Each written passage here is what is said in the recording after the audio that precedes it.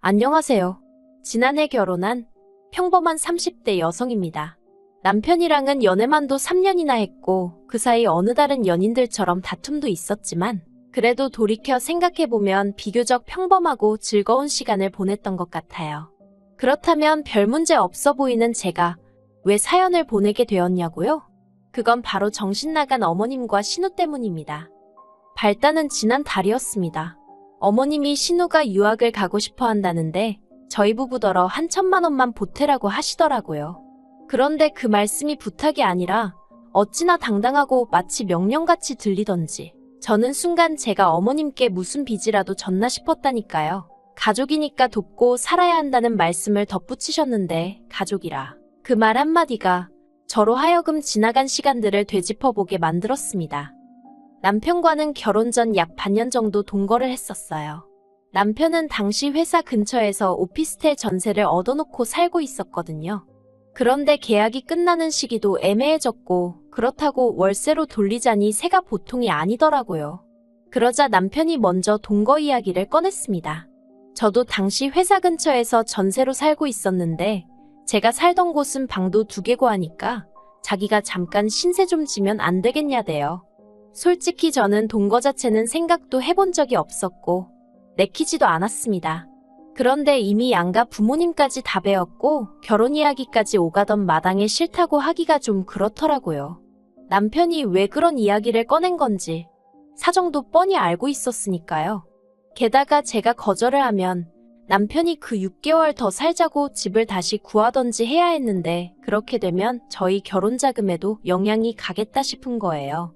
그래서 이런저런 조건들을 따져봐도 동거 말고는 딱히 방법이 안 보였어요. 그런데 막상 같이 살아보니까 꼭 나쁜 것만은 아니더라고요. 남편이나 저나 둘 다 본가가 지방이다 보니 자취생활은 10년이 넘은 사람들이었습니다. 그렇다 보니 더는 혼자가 아니라는 사실이 낯설기도 하면서 동시에 뭐랄까 안정감을 느꼈다고 해야 할까요? 집에서 같이 저녁 먹을 사람이 있다는 사실 자체가 퇴근길을 기분 좋게 만들더라고요. 인기척이 느껴지니 사람 사는 것 같아서 좋았어요. 물론 생활 습관이 다른 부분이 있었기에 불편한 부분도 아예 없는 것은 아니었지만 어차피 결혼하면 한 번쯤은 겪어야 하는 일이라고 생각하니 그렇게 못 견딜 일도 아니었지요. 그런데 그렇게 남편이랑 같이 산 지 2달쯤 되어갈 무렵 어머님께서 신우를 좀 데리고 있어달라며 부탁을 해오셨어요. 신우는 당시 저희 집에서 30분 정도 떨어진 곳에 위치한 대학에 다니고 있었는데 그때가 졸업을 앞둔 마지막 학기였거든요. 그동안엔 엄한 아버님 때문에 본가에서 서울로 거진 왕복 3시간씩 들여 통학을 하고 있었고요. 아무튼 그런데 이제 막 학기다 보니 취업 준비다 뭐다. 시간이 아깝다면서 저희 집에 있게 해달라고 시부모님을 졸랐던 모양이에요. 솔직히 이 이야기를 듣고 좀 어이가 없었습니다. 100번 양보해서 시간이 아깝다는 말도 서울에 있고 싶은 마음도 저도 이해는 했지요. 하지만 당시 어쨌든 결혼 전이었고 집도 제가 계약한 제 집이었잖아요.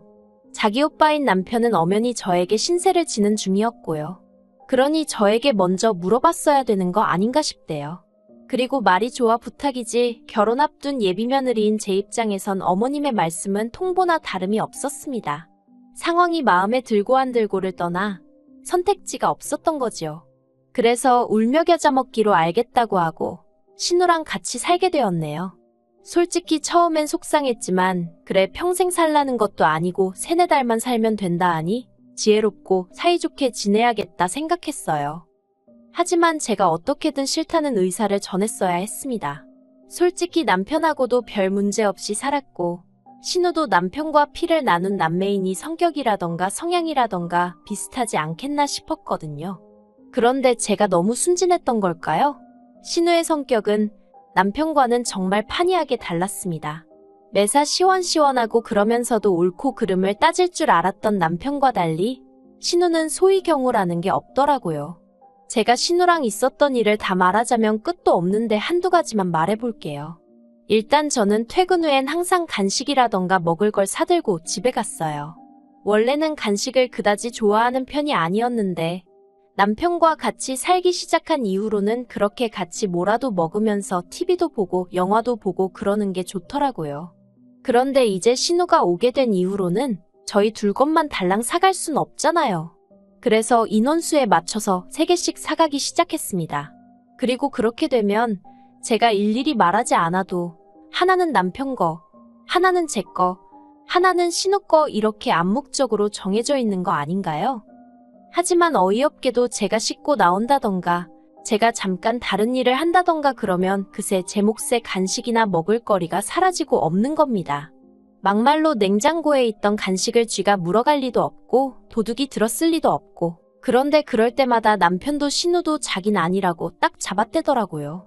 정말이지 그 2~3천원짜리 간식 때문에 마치 형사라도 된 것 마냥 따지고 들기도 뭐해서 그냥 몇 번을 넘어가긴 했는데 몇 번 비슷한 일이 반복되니까 너무 짜증나는 거예요. 그래서 언젠가부턴 저도 제 몫의 간식은 저랑 남편이 쓰는 방에 따로 챙겨놓거나 냉장고 깊숙이 숨겨놓고 그랬네요. 그래도 결국엔 없어지기 일쑤였지만요. 아무튼 그런 날들을 보내던 중 하루는 대대적으로 대청소를 하게 되었습니다. 신우한테도 대청소한다고 시간 비워놓으라고 했었는데 신우는 까먹었다며 홀랑 외출한 상황이었고요. 얄미워서 신우가 쓰는 방은 빼고 해버릴까 하다가 그러다 괜히 문제 생기면 집주인한테 전화 욕먹지 싶어서 그 방도 청소를 해주려고 방문을 열었는데 세상에 막말로 돼지우리가 따로 없더라니까요. 하루에 샤워도 2번씩 하고 화장을 하는 건지 그림을 그리는 건지 그렇게 공들여 화장도 하는 신우였는데 방은 아주 개판을 쳐놨더라고요. 그리고 그 상황에서 저를 더 황당하게 한 건 그간 없어졌던 간식들의 포장지나 비닐들이 다 신우방 침대 밑에서 나왔다는 거지요. 그 쓰레기를 다 끄집어내서는 거실을 청소 중이던 남편을 불러서 직접 한번 보라고 했어요. 남편이 한동안 말을 잇지 못하대요. 그리고 그뿐만이 아니었습니다. 이미 짜증은 짜증대로 나 있었지만 그것과는 별개로 청소를 하다 보니 신우의 누래진 이불이 제 눈에 들어오더라고요. 그리고 생각해보니까 저희 집에 온 이후로 자기가 매일 덮고 자는 이불을 한 번도 빠는 걸 못 봤다 싶대요. 남편더러 아가씨는 이런 게 찝찝하지도 않나 봐 어떻게 이래놓고 살지. 한마디 했더니 집에서는 어머니가 다 해주셨으니 그런 거 아니겠냐며 그래도 동생이랍시고 감싸더라고요. 그리고 한편 저는 저대로 좋은 마음으로 청소하는 김에 다 해주자 싶어가지고 이불을 들쳤더니 거기엔 또 생각지도 못한 물건이 있었습니다. 바로 제 옷들이었지요. 그동안 찾아도 없길래 내가 세탁소에 드라이라도 맡겨놓고 안 찾아왔나. 친정에 갖다 뒀나 하고 막연히 생각만 하고 있던 옷들이 거기 다 있더라니까요. 같이 이불을 끄집어내던 남편도 신우 침대 위에 아무렇게나 포개진 제 옷을 보더니 한숨을 푹 내쉬대요. 그리고는 잠시 저를 쳐다보더니 그대로 신우한테 전화를 하러 가더라고요. 저는 저대로 어이가 없어가지고 남편을 말려야겠다 뭐 그런 생각도 못했습니다. 그리고 1~2시간이나 지났을까? 신우가 집에 들어왔어요. 그런데 저는 솔직히 신우가 꽤나 기죽어서 들어오지 않을까 싶었거든요. 그런데 이게 웬걸. 자기가 뭘 잘했다고 아주 기세등등해서 들어오대요. 그리고는 저더러 한다는 말이 방주인도 없는데 방문을 열어보는 게 어딨냐면서 저더러 매너가 없다고 아주 발악을 하는 거예요. 방구 낀 놈이 성낸다고 해야 하나? 황당해서 제가 신우더러 아가씨는 할 말이 지금 그거밖에 없어요? 그동안 내 간식이랑 그런 거 아가씨가 다 갖다 먹은 거 맞죠? 그리고 남이 옷은 왜 이렇게 숨겨놨어요? 언제 와서 가져간 거예요? 하곤 다다다다 쏘아댔습니다. 신우가 당황을 한 건지 점점 목에 핏대를 세우더니 기껏 한다는 소리가 자긴 제가 무슨 말을 하는 건지 모르겠대요. 저더러 혹시 자길 쫓아내고 싶어서 제가 이런 상황을 꾸민 것 아니냐는 헛소리까지 하더라니까요. 아주 신우가 눈을 희번덕거리면서 달라드는데 쌍욕을 해줄 수도 없고 이걸 어떻게 하지 그러고 있었습니다. 그런데 그때였어요. 벼랑간짝하는 소리와 함께 남편이 신우 뺨을 때렸더라고요. 그러면서 지금 뭘 잘했다고 그러냐며 저한테 당장 사과부터 하라 했습니다. 하지만 신우는 사과 대신 벌개진 뺨을 부여잡고는 남편과 저더러 재수없다며 욕을 하곤 그대로 집을 나가버리대요. 그리고 이튿날 신우는 보란듯이 어머님과 함께 집에 들어왔어요. 밤새 걱정했기에 안심이 되면서도 동시에 어머님을 뭐 한다고 모시고 왔나 싶어서 솔직히 한심하더라고요. 일이 커질 것은 불보듯 뻔한 일이었으니까요. 그리고 아니나 다를까 어머님과 남편이 정말 누구누구 목소리가 더 큰지 겨뤄보는 것도 아니고 아주 고성을 내지르며 한마디로 난리가 났었네요. 그리고 며칠 뒤 신우는 치사하고 더럽다며 짐 빼서 저희 집을 나가더라고요. 생활비도 한 푼 안 내면서 밥은 따박따박 다 챙겨 먹고 잠도 잘 자놓고 말이에요. 여기까지 적고 나니 그런 꼴을 보고도 제가 왜 결혼을 했는지 궁금하실 수도 있겠네요. 그런데 솔직히 그 당시 상황이 거지 같긴 했어도 제가 직접적으로 피해를 입은 건 없었거든요. 물론 제가 잘못한 것도 없었지만요. 아무튼 그래서 당시엔 생각하기를 어머님 아버님과 같이 살 것도 아니고 신우랑도 매번 마주칠 것도 아닌데 남편만 괜찮으면 됐다고 단순하게 생각을 했어요. 그리고 그런 면에선 앞으로도 시댁 식구들 대 저로 무슨 일이라도 생기면 남편이 제 편을 들어주겠다는 그런 확신을 갖게 되었거든요.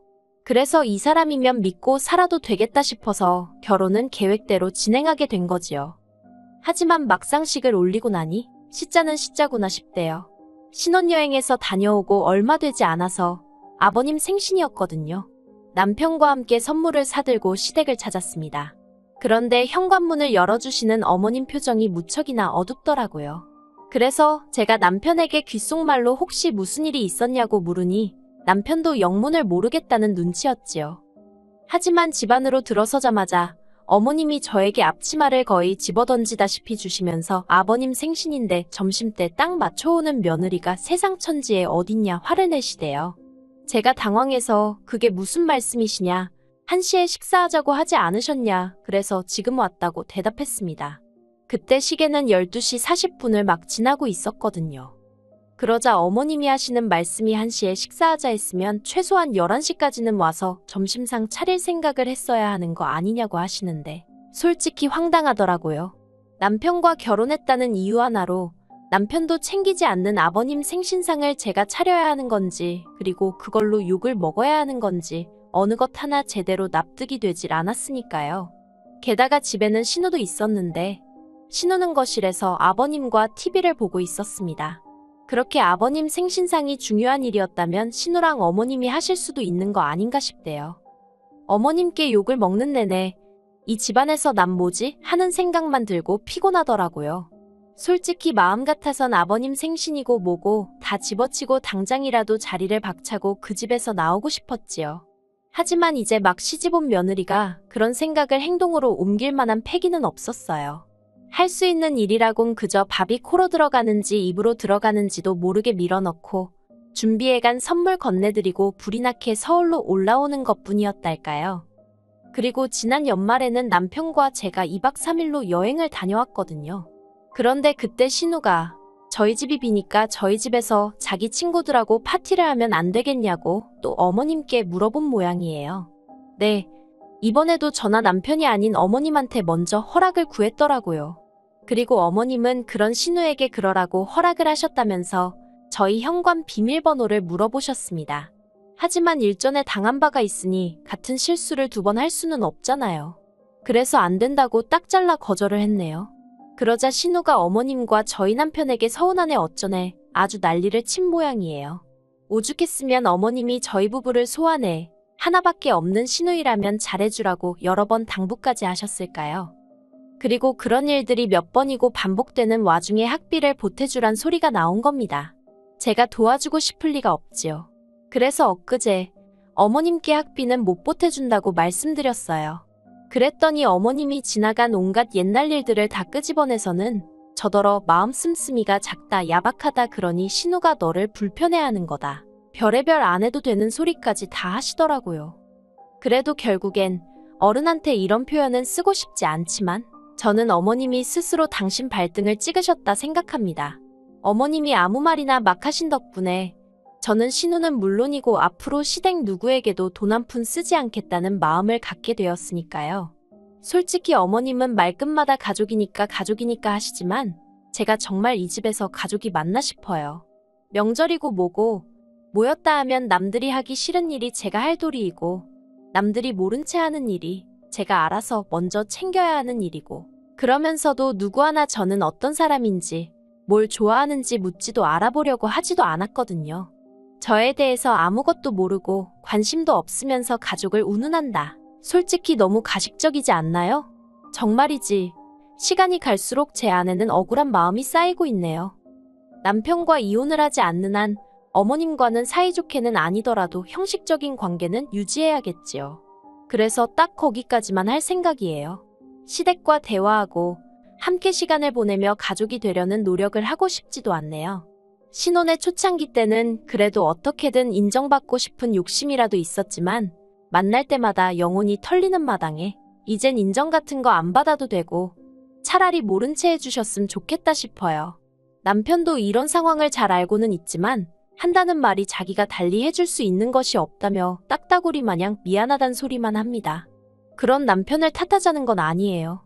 솔직히 남편 말대로 남편도 그렇고 저도 그렇고 뭐라도 달리 할 수 있는 일이 없거든요. 더 까놓고 말하자면 하고 싶지도 않고요. 그저 앞으로도 시댁과는 이 정도의 거리를 유지하며 살 생각입니다.